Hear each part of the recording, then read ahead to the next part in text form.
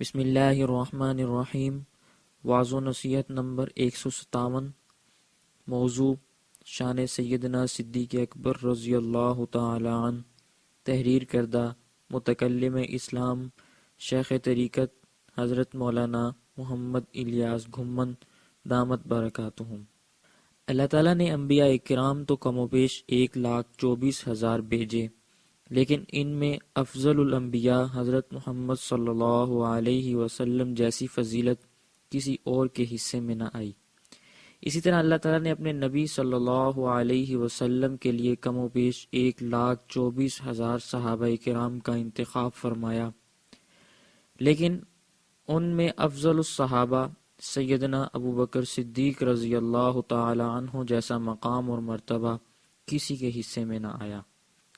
گزشتہ کلپ میں ہم نے بہت اختصار سے سیدنا ابو بکر صدیق رضی اللہ تعالی عنہ کی مبارک زندگی کے کچھ گوشوں کا تذکرہ کیا تھا، اور اب اسی سلسلے کو آگے بڑھاتے ہیں۔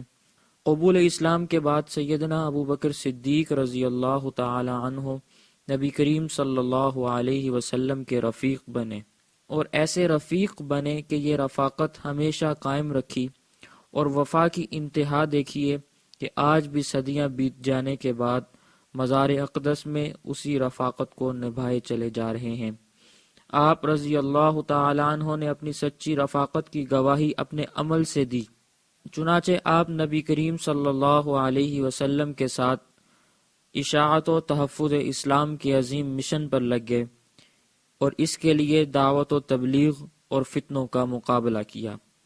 سیرت ابن حشام، اسد الغابہ اور تاریخ الخمیس میں چند ان جلیل القدر صحابہ کرام رضی اللہ عنہم کے نام موجود ہیں جنہوں نے آپ رضی اللہ تعالی عنہ کے ہاتھ پر اسلام قبول کیا۔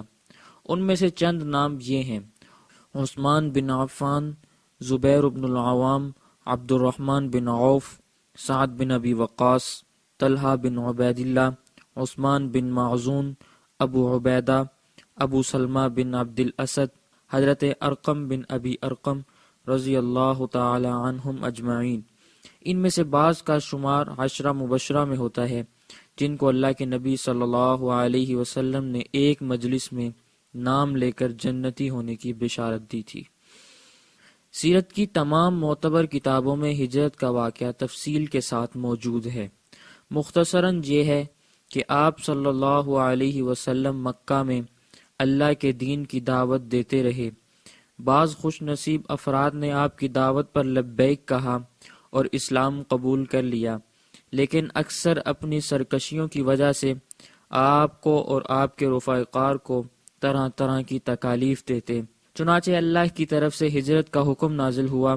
آپ صلی اللہ علیہ وسلم اس پرخطر سفر میں اپنے رفیق سفر کا جب انتخاب فرماتے ہیں تو آپ کی نگاہ سیدنا صدیق اکبر پر جا کر ٹھہرتی ہے۔ اسی سفر میں وہ واقعہ بھی پیش آیا کہ نبی کریم صلی اللہ علیہ وسلم سیدنا صدیق اکبر رضی اللہ تعالی عنہ کے کندھوں پر سوار ہو گئے، اور سیدنا صدیق اکبر آپ صلی اللہ علیہ وسلم کو اٹھا کر غار ثور تک پہنچے۔ غار کی صفائی کی، آپ 3 دن تک وہاں رہے۔ آپ کی بیٹی روزانہ لوگوں کی نظروں سے بچا کر آپ کے لیے کھانا پہنچاتی۔ دشمن آپ کی تلاش میں پیچھے پیچھے غار تک پہنچ گیا، یہاں تک کہ اس کے قدم بھی دکھائی دینے لگے۔ سیدنا صدیق اکبر رضی اللہ تعالی عنہ کو نبی کریم صلی اللہ علیہ وسلم کے بارے میں خوف ہوا تو تسلی کے لیے قرآن کی آیات نازل ہوئیں۔ مزید سیدنا صدیق اکبر رضی اللہ تعالی عنہ کی صحابیت کا اعزاز بھی تا قیامت ان کے سینے پر نقش کر دیا گیا۔ اس غار میں وہ سام کے ڈسنے والا واقعہ بھی پیش آیا، جس کے بعد نبی کریم صلی اللہ علیہ وسلم نے اپنا لعاب دہن سیدنا صدیق اکبر کی ایڑی پر لگایا۔ سیرت حلبیہ اور دیگر کتب سیرت میں موجود ہے کہ امام محمد بن ادریس شافعی رحمہ اللہ فرماتے ہیں، تمام صحابہ کرام رضوان اللہ علیہم اجمعین نے حضرت ابو بکر صدیق رضی اللہ تعالی عنہ کی خلافت پر اس لیے اتفاق کر لیا تھا کہ اس آسمان کے نیچے ابو بکر سے بہتر کوئی اور شخص نہیں تھا۔ خلافت کا مفہوم کیا ہے؟ امام شاہ ولی اللہ محدث دہلوی رحمہ اللہ نے اپنی کتاب ازالۃ الخفا میں خلافت کے مفہوم پر نہایت ہی عمدہ اور لطیف بحث کی ہے، جس کا خلاصہ یہ ہے کہ حضرت سرور عالم صلی اللہ علیہ وسلم کی رسالت عام تھی۔ حضرت سرور عالم صلی اللہ علیہ وسلم کی رسالت عام تھی اور آپ تمام بنی نوع انسان کی ہدایت کے واسطے مبعوث ہوئے تھے۔ بعثت کے بعد آپ نے جن امور کا اہتمام اور کوشش فرمائی، تمام کوششوں کا مرجع اقامت دین تھا، علوم دین کا احیاء تھا۔ علوم دین سے مراد قرآن و سنت کی تعلیم اور وعظ و نصیحت، ارکان اسلام، نماز، روزہ، حج وغیرہ کا قیام اور استحکام، لشکروں کا تقرر، غزوات کا اہتمام، مقدمات کا انفصال، قاضیوں کا تقرر، امر بالمعروف یعنی عمدہ افعال اور اوصاف کا حکم دینا اور ان کو رائج کرنا، اور نہی عن المنکر یعنی بری باتوں کو روکنا اور ان کا انسداد کرنا۔ جو حکام مقرر ہوں ان کی نگرانی کے پابندے حکم رہیں اور خلاف ورزی احکام نہ کریں۔ ان جملہ امور کا اہتمام رسول اللہ صلی اللہ علیہ وسلم نے بنفس نفیس فرمایا اور ان کے انصرام کے واسطے نائب بھی مقرر ہوئے۔ وعظ و نصیحت فرمائی، صحابہ کو ممالک میں وعظ و نصیحت کے واسطے بھیجا۔ جمعہ، عیدین اور 5 وقتہ نماز کی امامت خود فرمائی۔ دوسرے مقامات کے واسطے امام مقرر کیے۔ وصول زکوٰۃ کے واسطے عامل مامور کیے۔ وصول شدہ اموال کو مصارف مقررہ میں صرف کیا۔ رؤیت ہلال کی شہادت آپ کے حضور پیش ہوئی اور ثبوت کے بعد روزہ رکھنے یا عید کرنے کا حکم صادر ہوتا۔ حج کا اہتمام بعض اوقات خود فرمایا اور بعض اوقات نائب مقرر کیے، جس طرح 9 ہجری میں حضرت ابوبکر صدیق رضی اللہ تعالیٰ عنہ کو امیر حج مقرر کر کے بھیجا۔ غزوات کی سپہ سالاری خود کی، نیز امراء اور نائب سے یہ کام کروایا۔ مقدمات اور معاملات کے فیصلے کیے گئے، قاضیوں کا تقرر عمل میں آیا۔ گویا خدائی احکامات کو نبوی منہج کے مطابق نافذ کرنے کا نام خلافت ہے۔ امام ابن سعد نے طبقات اور امام ابن کثیر نے البدایہ والنہایہ میں لکھا ہے کہ نبی کریم صلی اللہ علیہ وسلم کی تجہیز و تکفین اور تدفین سے فارغ ہونے کے بعد دوسرے دن سیدنا صدیق اکبر رضی اللہ تعالی عنہ کے ہاتھ پر بیعت عام ہوئی۔ اس موقع پر آپ رضی اللہ تعالی عنہ نے ایک شاندار خطبہ ارشاد فرمایا۔ حمد و ثنا کے بعد فرمایا، لوگوں، میں آپ لوگوں پر ولی منتخب کیا گیا ہوں، حالانکہ میں تم میں سے بہترین نہیں ہوں۔ اگر میں اچھی بات کروں تو تم میرا ساتھ دینا، اور اگر میں خطا کروں تو میری غلطی درست کر دینا، اور اگر میں خطا کروں تو میری غلطی درست کرا دینا۔ سچائی ایک امانت ہے اور جھوٹ خیانت ہے۔ تم میں سے جو کمزور ہیں وہ میرے نزدیک قوی ہیں، میں ان کا حق ان کو ضرور دلاؤں گا، اور جو تم میں سے قوی ہے وہ میرے ہاں کمزور ہے، میں اس سے پورا حق وصول کروں گا۔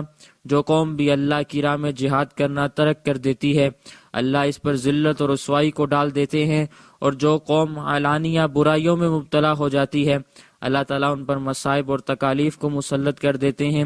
جب تک میں اللہ اور اس کے رسول کی تابع داری کروں تو تم میری بات کو ماننا، اور جب میں رسول اور خدا کی نافرمانی کروں تو تم پر میری اطاعت واجب نہیں ہے۔ اللہ تم پر رحم فرمائے۔ اب نماز کا وقت ہو گیا ہے۔ حضرت علی رضی اللہ تعالیٰ عنہ کی نظر میں سیدنا صدیق اکبر رضی اللہ تعالیٰ عنہ کا مقام تو ملاحظہ فرمائیں۔ صحیح بخاری کی روایت موجود ہے، ان محمد بن الحنفیہ قال قلت لأبی ای الناس خیر بعد رسول اللہ صلی اللہ علیہ وسلم قال ابو بکر قلت ثم من قال ثم عمر۔ صحیح بخاری حدیث نمبر 3671۔ حضرت محمد بن حنفیہ رحمہ اللہ فرماتے ہیں، ایک دن میں نے اپنے والد حضرت علی المرتضیٰ کرم اللہ وجہہ سے پوچھا کہ اللہ کے رسول صلی اللہ علیہ وسلم کے بعد لوگوں میں سے سب سے بہتر انسان کون ہے؟ تو میرے والد نے فرمایا ابو بکر۔ میں نے پھر پوچھا ان کے بعد کون ہے؟ جواب دیا کہ عمر۔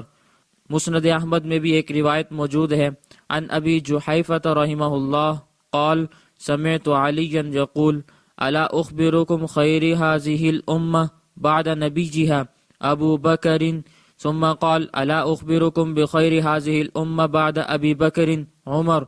مسند احمد حدیث نمبر 833۔ وہب بن عبداللہ ابو جحیفہ فرماتے ہیں کہ میں نے حضرت سیدنا علی المرتضی رضی اللہ تعالی عنہ سے سنا، آپ فرما رہے تھے کہ نبی کریم صلی اللہ علیہ وسلم کے بعد اس امت کے سب سے بہتر انسان حضرت ابو بکر ہیں، اور حضرت ابو بکر کے بعد سب سے بہترین انسان حضرت عمر ہیں۔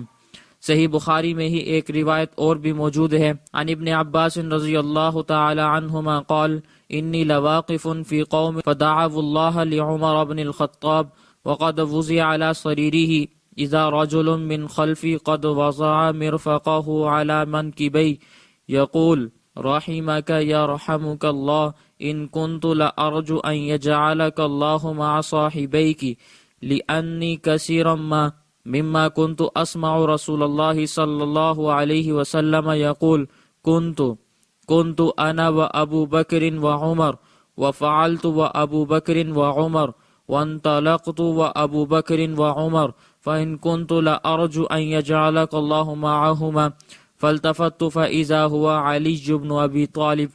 صحیح بخاری حدیث نمبر 3677۔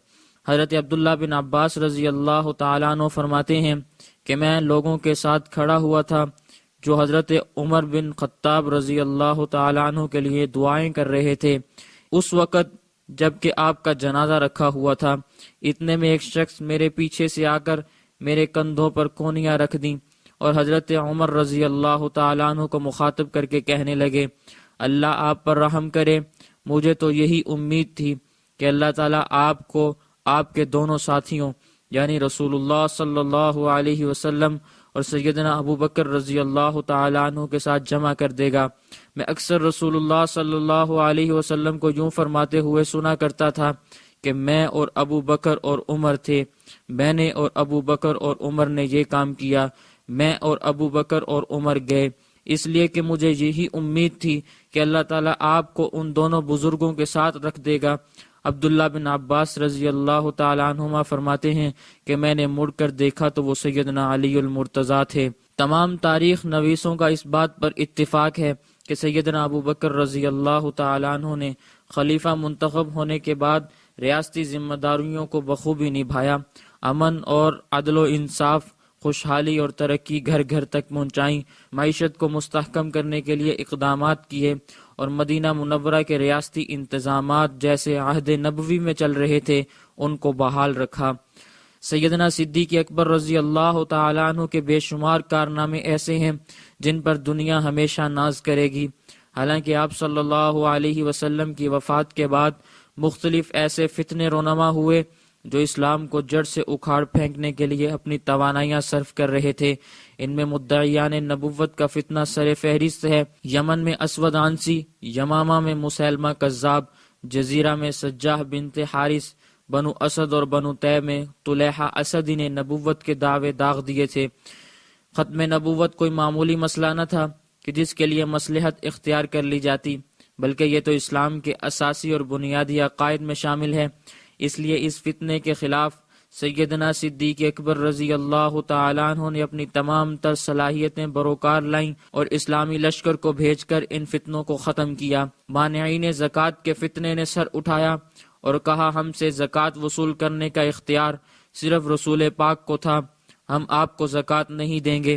آپ نے اس فتنے کا پوری قوت اور جواں مردی سے مقابلہ کیا اور برملا فرمایا کہ جو عہد نبوی میں زکوٰۃ دیتا تھا اور اب اگر اس کے حصے میں اونٹ کی ایک رسی بھی زکوٰۃ کی بنتی ہو اور وہ نہ دیتا تو میں اس کے خلاف قتال کروں گا۔ اس کے بعد ہر سو کفار کی طرف سے جنگوں کی ابتدا ہوئی۔ عراق میں آپ نے سیدنا خالد بن ولید رضی اللہ تعالیٰ عنہ کے تحت لشکر روانہ کیا۔ عراق کے بہت سے مضافات آپ نے فتح کیے۔ خورنک، سدیر اور نجف کے لوگوں سے مقابلہ ہوا۔ بوازج اور کلوازی کے باشندوں نے مغلوبانہ صلح کی۔ اہل انبار سے کامیاب مارکا لڑا گیا۔ عین التمر میں اسلام کو غلبہ ملا۔ دومت الجندل میں اسلام کامیاب ہوا۔ اس کے بعد حمید، فضی اور فراز پر اسلامی لشکر فتح نصرت کے جھنڈے لہراتا گیا۔ لشکر صدیقی نے شام میں رومیوں کو ناکوں چنے چبوائے۔ البدایہ والنہایہ میں ہے کہ حضرت اعلیٰ حضرمی رضی اللہ تعالیٰ عنہ جب سیدنا ابو بکر صدیق رضی اللہ تعالیٰ عنہ کے زمانہ خلافت میں مرتدین کی سرکوبی کے لیے بحرین کی طرف روانہ ہوئے تو راستے میں ایک دریا آیا۔ حضرت اعلیٰ کو لشکر والوں نے کہا کشتی تیار نہیں ہے، اس کے لیے کچھ وقت کے لیے رک جائیں تاکہ کشتی تیار کر لی جائے۔ حضرت اعلیٰ رضی اللہ تعالیٰ عنہ فرمانے لگے خلیفۃ الرسول سیدنا ابو بکر صدیق رضی اللہ تعالیٰ عنہ کا حکم ہے، وہاں جلدی پہنچنا ہے، اس میں رک کر انتظار نہیں کر سکتا۔ اور یہ کہہ کر دعا کی، اے اللہ، آپ نے جس طرح اپنے نبی حضرت موسیٰ علیہ السلام کی برکت سے بنی اسرائیل کو بغیر کشتیوں کے دریا پار کرایا، اسی طرح آج ہم کو ہمارے نبی حضرت محمد صلی اللہ علیہ وسلم کی برکت سے بغیر کشتیوں کے دریا پار کرا دے۔ پھر آپ نے ان الفاظ سے دعا کی، یا علیم یا حلیم یا علی یا عظیم انا عبیدک وفی سبیلک نقاتل عدوک اللہم فاجعل لنا الیہم سبیلا۔ اس کے بعد آپ نے اپنا گھوڑا دریا میں اتارا اور آپ کے ساتھ لشکر والوں نے بھی اپنی سواریاں دریا میں ڈال دیں۔ دریا عبور کرتے وقت تمام لشکر کی زبان پر یہ الفاظ جاری تھے، یا ارحم الراحمین، یا حکیم یا کریم، یا احد یا صمد، یا حی یا قیوم، یا ذا الجلال والاکرام، لا الہ الا انت ربنا۔ حضرت اعلیٰ اور آپ کا لشکر اس دریا پر ایسے چل رہے تھے جیسے زمین پر سہولت کے ساتھ چلا جاتا ہے۔ دریا کا پانی ان کے جانوروں کے گھٹنوں تک ہی پہنچتا تھا۔ دریا کا پانی ان کے جانوروں کو بھی نہ ڈبو سکا۔ جب پورا لشکر دریا کے دوسرے کنارے پہنچ گیا تو سارا سامان جوں کا توں باقی تھا، کوئی چیز بھی گم نہ ہوئی تھی۔ سچ کہا جس نے بھی کہا، دشت تو دشت ہیں، دریا بھی نہ چھوڑے ہم نے، بحر ظلمات میں دوڑا دیے گھوڑے ہم نے۔ جمع قرآن کی خدمت بھی آپ کے مبارک دور کی یادگار ہے۔ قیامت کی صبح تک آنے والے ہر شخص پر سیدنا صدیق اکبر رضی اللہ تعالیٰ عنہ کا احسان موجود ہے۔ جتنے بھی لوگ قرآن پڑھ رہے ہیں یا آئندہ پڑھیں گے، ان کے ثواب میں سیدنا صدیق اکبر رضی اللہ تعالیٰ عنہ برابر کے شریک ہیں۔ آپ اس کے ساتھ ساتھ تصوف یعنی سلوک و احسان کے سلسلہ نقشبندیہ میں آپ کی حیثیت بہت قابل قدر ہے۔ آپ کی علمی خدمات بھی موجود ہیں۔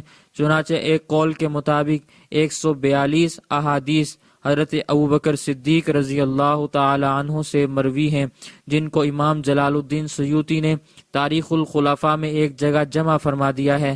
امت کو فقہی معاملات میں جو مشکلات درپیش تھیں، آپ نے ان کا حل تجویز فرمایا، مثلا میراث جدہ، میراث جد، تفسیر کلالہ اور حد شرب خمر وغیرہ۔ بالآخر وہ وعدہ وفا ہونے کا وقت آن پہنچا کہ ہر ذی روح موت کا پیالہ ضرور پیے گا۔ چنانچہ رسول اللہ صلی اللہ علیہ وسلم کا یہ پہلا جانثار وفادار صحابی اور پہلا خلیفہ 13 ہجری جمادی الثانی کے 7ویں دن بیمار ہوئے اور 15 دن بیمار رہ کر 22 جمادی الثانی مغرب اور عشاء کی درمیان اس دنیا کو خیر آباد کہہ کر وصال یار کے لیے عازم سفر ہوئے۔ انا للہ و انا الیہ راجعون۔ الشریعہ میں امام آجری رحمہ اللہ نے نقل فرمایا ہے کہ حضرت سیدنا صدیق اکبر رضی اللہ تعالی عنہ نے وصیت فرمائی تھی کہ جب میں فوت ہو جاؤں تو مجھے روضہ رسول کے سامنے رکھ دینا اور عرض کرنا کہ آپ کا غلام آیا ہے، اگر اجازت مل جائے تو وہاں دفن کرنا، ورنہ مجھے عام مسلمانوں کے قبرستان میں دفن کر دینا۔ تفسیر کبیر میں امام رازی رحمہ اللہ نے لکھا ہے کہ وصیت کے مطابق آپ کی میت کو روضہ رسول کے سامنے رکھا گیا اور یوں عرض کیا گیا، یا رسول اللہ، آپ کا غلام ابو بکر حاضر ہے۔ چنانچہ قبر مبارک سے آواز آئی، محب کو محبوب تک پہنچا دو۔